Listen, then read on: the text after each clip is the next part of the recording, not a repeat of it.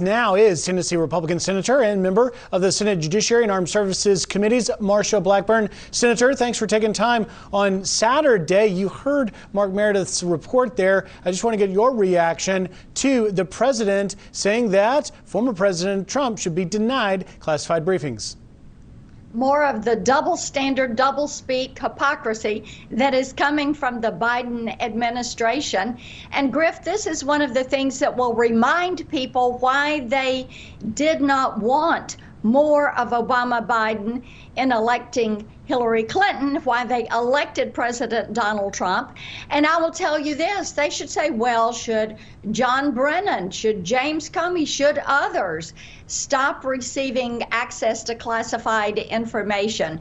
Should former President Obama stop receiving these briefings, security briefings? But you know, they've got a double standard and they're doubling down on their double standards. Senator, speaking of briefings, I want to turn to the issue that for millions of students and parents across the country, it has become a boiling point, and that is the reopenings you see in Chicago, Philly, elsewhere, schools not reopening because of the teachers' unions. Now, at the White House press briefing, Jen Psaki was asked whether or not they would use the president's bully pulpit to push these schools to reopen. Here's what happened. Watch.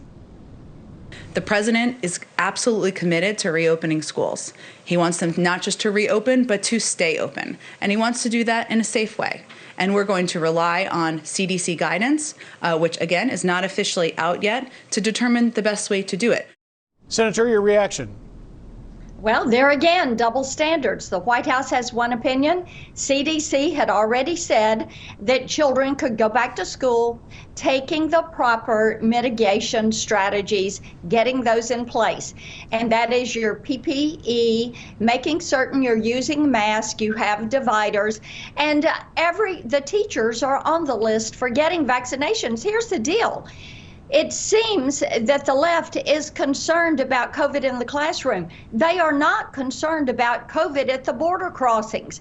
And then you have pediatricians who are saying, get kids back in school. Look at what is happening with mental health, with teen pregnancy, with teen suicides. You need to get these children back in the classroom. I will tell you this, Griff, if I were Lori Lightfoot, I would fire every one of these teachers that will not go back to school in Chicago, will not go back to teach these children. So, Senator, why won't the White House help Lori Lightfoot and others and lean on these unions to reopen? You know, it's amazing to me because Congress has appropriated, get this, $110 billion to help get these children back in school. In Tennessee, most of the classrooms are open.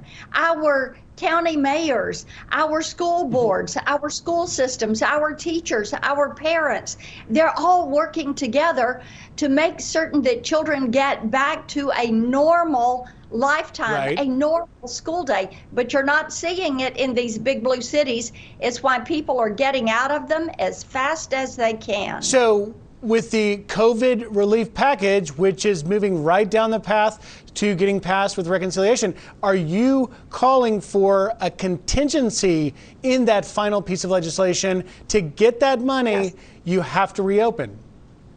Yes, we have said, and I had an amendment that we filed that said you can't get these federal dollars if you are not going to have children back in those classrooms, if you're not going to have those teachers in person back in those classrooms.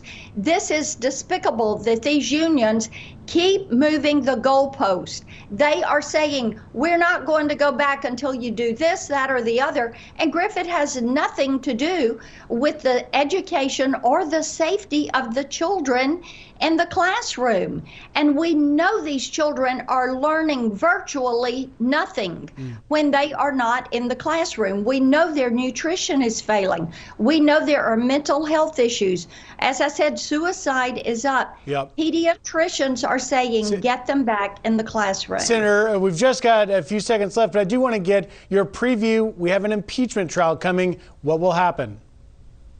In my opinion, it is an unconstitutional impeachment.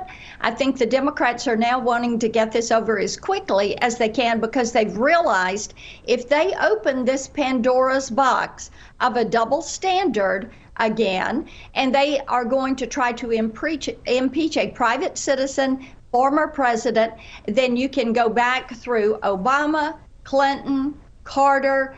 You can go to public officials like Clinton and Comey and Strzok and Page, and you can pull them up for impeachment. And they're beginning to realize they may have opened a door they did not want to open. Senator Marsha Blackburn, thank you for taking time. It's going to be a busy week. Appreciate it. Yes, thank you. And be sure